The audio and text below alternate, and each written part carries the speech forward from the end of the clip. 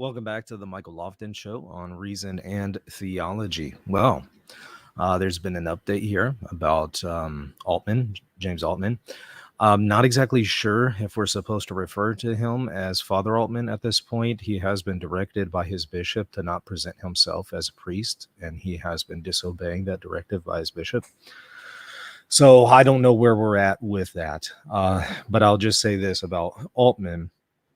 Somebody sent to me a newsletter with an interview, a very recent interview with Altman after his recent video where he clearly says that Pope Francis isn't the Pope. And this is not the first time he has said it, but it is a video that's probably more widespread than the first one where he said this. And I was looking through the interview, and somebody explicitly asks him here, Father Altman, are you a sedevacantist? And I want to look at his response, because his response is exactly what Satan does. Satan twists things. Satan is deceptive. It's like the radical left. They will change and redefine what words mean to be deceptive. For example, they will call murder of innocent infants pro-choice. And they won't say it's murder of an innocent human life. No, they'll just say it's dealing with this clump of cells, right? They redefine terms to make them sound tolerable, when in fact, we're just saying that evil is good. So we're redefining things in a very deceptive way. You also see this with what is a woman. The radical left redefines what a woman is to the point that we could now say, not sincerely, but people actually say a man can be pregnant, because they're redefining what a woman is and what a man is.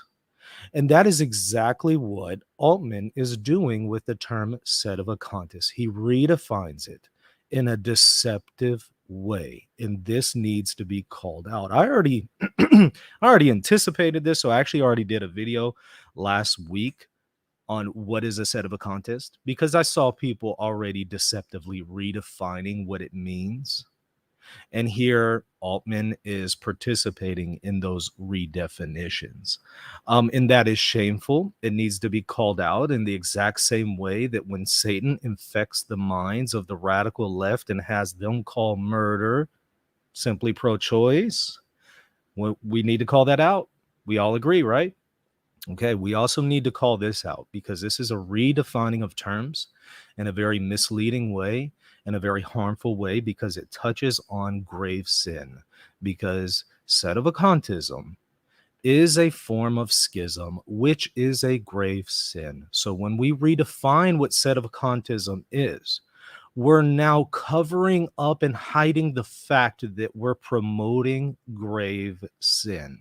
In the exact same way that we cover up and hide the fact that we're promoting murder when we simply call it pro-choice, we're doing that here with spiritual murder, the sin of schism.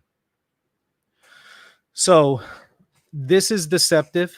It needs to be called out. It is evil. It is demonic. It is satanic. And so we need to be very clear about this and very bold about this, and show we are not going to tolerate redefining terms to cover over sin. Watch this. I'm going to share my screen so you can see this newsletter that interviewed him. And then it also gives a survey at the end about his video promoting sedevacantism, and I am going to take the survey with y'all. We're going to take it together. Okay, so let's take a look at it. Father Altman, are you a sedevacantist? Quote, absolutely not, Father Altman replied. He then gave me a primer on sedevacantism. For 2,000 years, we have many occasions where the papal seat has become vacant. But for sedevacantists, it all began in 1958 when a conclave was held, when Cardinal Siri was elected 3 times.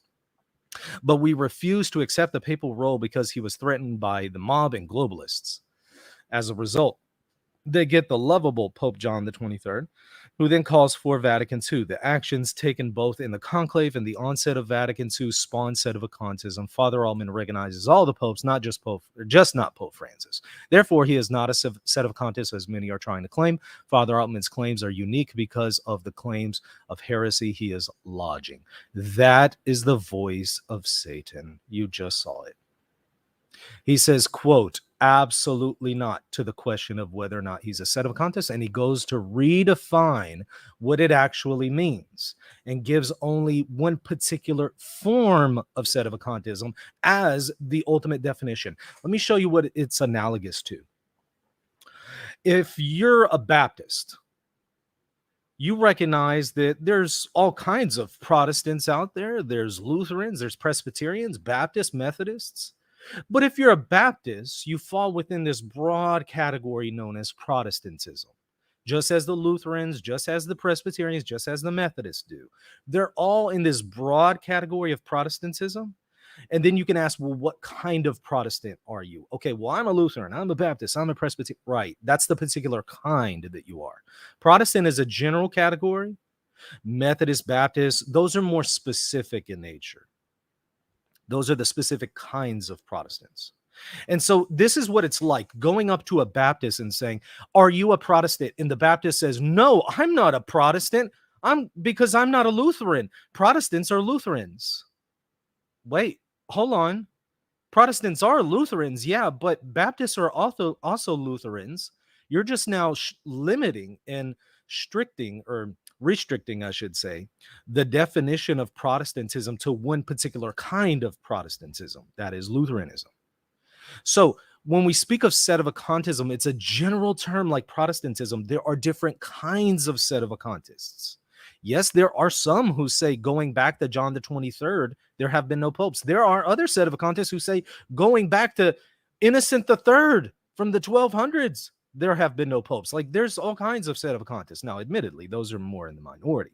The more common one is to say John the 23rd on are not popes. But we're seeing a new form of sedevacantism with those who say, well, I'll accept John the 23rd, I'll accept Benedict, but I don't accept Francis. I accept John Paul II, I accept John Paul I, but I don't accept Francis. Well, they're sedevacantists, they're just a new kind of them. But to say this is not sedevacantism is to redefine terms. It's dishonest, it's deceptive, it's misleading, it's demonic, because it covers over a grave sin. What does sedevacantism mean? It's simply a Latin term that means the chair of St. Peter is empty. Sede, seat, sedentary. Vacante, vacant. Empty seat. That's all it means. So whenever the Pope dies, when Pope Francis dies, guess what? All of us become sedevacantists. I'll be a sedevacantist. You'll be a sedevacantist. We're all sedevacantists, right? Because the chair is empty right now. If Pope Francis were to die, the chair is empty. We all become sedevacantists. It's just that we're no longer sedevacantists when the College of Cardinals then elect a new Pope. Whereas the other guys who don't believe in these conclaves and don't believe these cardinals can elect a new Pope will remain sedevacantists, and we won't. But to say, no, I'm not a sedevacantist is a lie. It is deceptive. It is misleading. It is redefining terms, just like the radical left redefines what abortion is. No, it's not murder. It's just pro-choice. No, it's not a human person. It's just a clump of cells. Just like they redefine, oh, it's okay. We can say that a man can become pregnant. There's nothing wrong with that because they redefine what a man is, redefine what a woman is. And it's there to cover over a grave sin. And in this particular case, it's covering over the grave sin of schism. Because schism is a lack of refusal or a refusal of submission to the Roman pontiff. Well, guess what? If you don't believe he's the Roman pontiff, you can't submit to him, and you're not going to submit to him, which Altman doesn't. So if Francis is the Pope, and he certainly is, and you refuse to recognize he's the Pope, you're automatically in schism. Automatically. Now, schism is a grave sin. It cuts you off not only from the church, from full communion with the church, more importantly, it cuts you off from Jesus Christ. If there's full consent to the will and full knowledge here, it is the full definition of what's called a mortal sin, which cuts you off from Jesus. Now, I don't know his culpability, full knowledge, full consent. I leave that to God. But objectively speaking, there's a danger of cutting yourself off from Christ whenever you play with this, because objectively speaking, it is a grave sin. And when we go to redefine these terms and play games with words like this, we're deceiving people and we're hiding and covering over a grave sin. I would respect a person if they just said, yes, I am a sedevacantist, and they just admit it. Okay, all right, then let's talk about that. I respect at least a person who can be honest about what they are. I don't respect a person who lies and deceives people by redefining terms to cover over a grave sin. That's not okay. And that needs to be called out. Anybody who does this, and it's not just him, it's others as well. I'm fine with us categorizing different kinds of sedevacantists. You can have your 1958 sedevacantists. You can have your 2023 sedevacantists, or your 1200 whatever sedevacantists. I'm fine with categorizing them according to the years of the pontificates that they reject. That's fine. But they're all in this broad category known as sedevacantism, and it's dishonest to redefine these terms. It's just like asking a Baptist, are you a Protestant? No, I'm not a Protestant because I'm not a Lutheran. Yeah, you're a Protestant. You're just a Baptist kind of Protestant. Just not, you're not a Lutheran kind, but you are a Baptist kind. Why play these games? You know why? So that they are not associated with the stigma that comes from sedevacantism. That's why. That's why we're playing these games and redefining terms. And that's not okay. Let's take the survey together, however. Let's see here. You should be able to see it on the screen. At the bottom of the email was this survey. We're going to take it together. Let's see what it says. Let's give them some feedback here. CUP, Corpus Christi for Unity and Peace, they're the ones who had this interview with Altman, is interested in your views on Altman's video, Bergoglio is not the Pope. This matter has drawn widespread attention from traditional Catholic media outlets, but we want to hear from you, our members. Well, I'm not your member, but you're going to hear from me. Did you agree with Father Altman's video? Nope. Very little. Zero. There was almost nothing in there that was truthful. In fact, if you want a review of it, I already reviewed it. I'll put a link to it in the show notes, but that's a big zero for me. Did Father Altman overstep his line of authority when he made the statement that Pope Francis was not the Pope? Yes, absolutely. Of course he did. And again, I'm not exactly sure if we can call him Father Altman right now, given what his bishop has said. I guess we'll find out more if he has been laicized or if he's about to be laicized. But he is not allowed to present himself as a priest, and he has been, in disobedience to his bishop. Did you agree with his message, but not his conclusion? Neither. His message was garbage. It was filled with a whole bunch of misinformation and slanders. So I did not agree with his message, nor his tone or his conclusion. And to be honest, tone isn't the biggest thing for me. I'm not the tone police. Somebody could have the wrong tone and still be right. And so I'm ultimately going to listen to what they say, even if they have the worst delivery. But it wasn't an issue of tone. It was an issue of literally satanic statements, about burning in hell and then smiling about it. That's evil. That's disgusting. You don't smile about somebody that you've judged is going to burn in hell. What is wrong with you? That's not Christian. All right. So what comments do you want to share about his video? Well, glad you asked. Oh boy. Well, first, let's maybe get the link to the video review that I already did about it. Let me maybe submit that to them along with some additional comments that we're going to offer them together. And if y'all want to add some comments to this with me, go ahead and put them in the show notes. And we're going to write this thing together. Here's the link. I'm just going to go ahead and put it in there. Only 2,000 characters. Are you kidding me? Come on now. Yeah, go ahead and put your comments there in the show notes, and we can write this thing together. Let's see here. What comments do I want to share about his video? Well, I believe the video was not only filled with misinformation, slander, and clearly sedevacantist propaganda.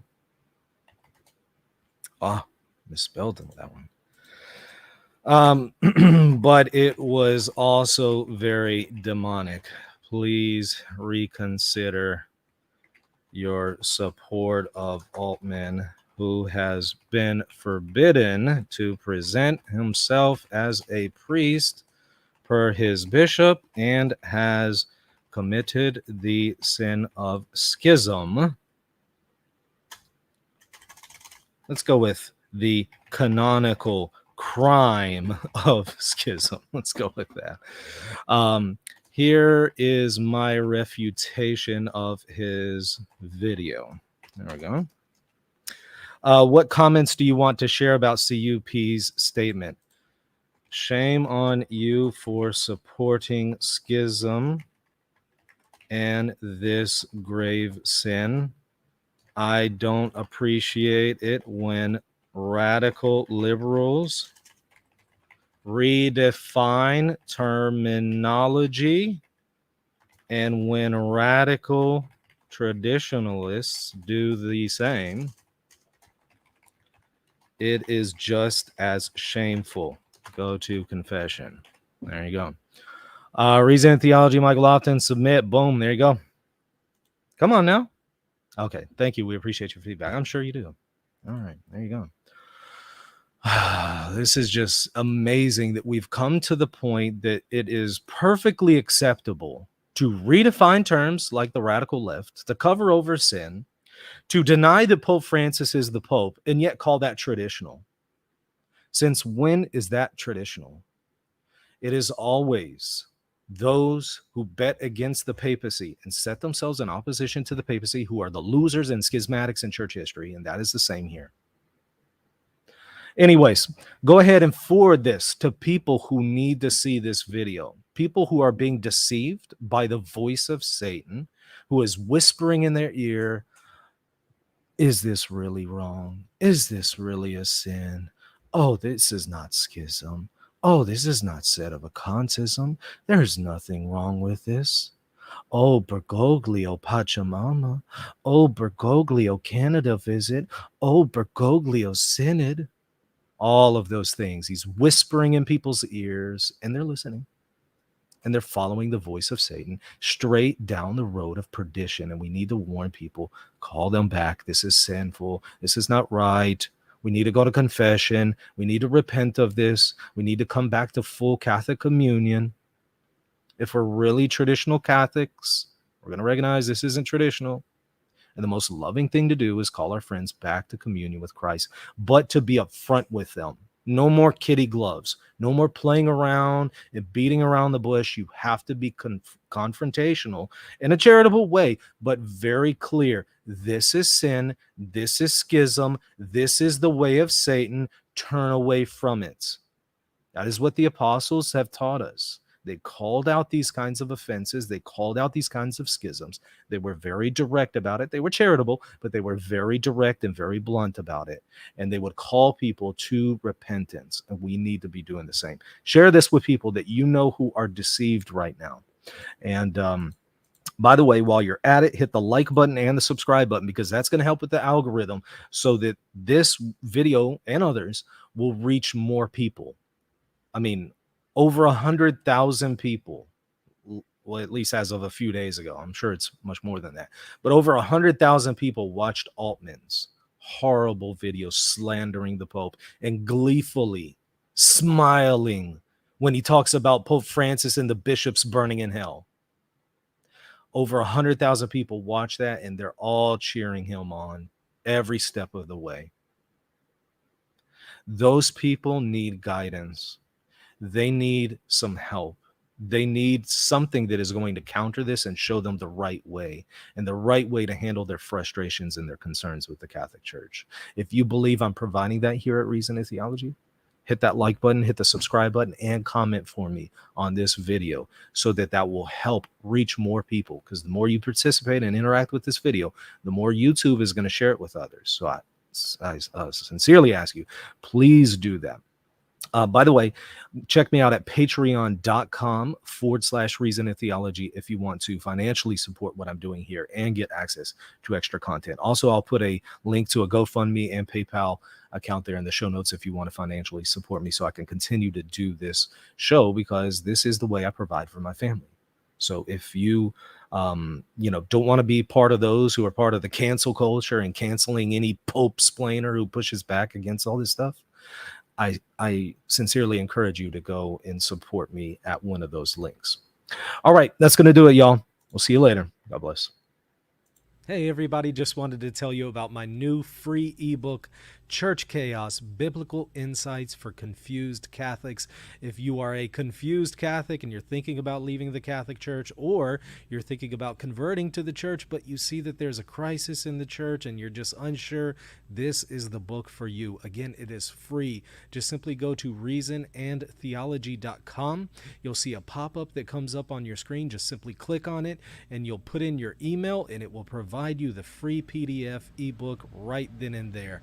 Please check it out if you're confused about the situation in the Catholic Church today. reasonandtheology.com. Are you confused about how Catholic teaching authority works? With encyclicals, papal bulls, councils, and many other things, it's easy to get confused on what is authoritative and what is not. Fortunately, at maximusinstitute.com, I have prepared a course explaining the Magisterium from A to Z. Visit the website and check out the course, Understanding the Magisterium, for more information.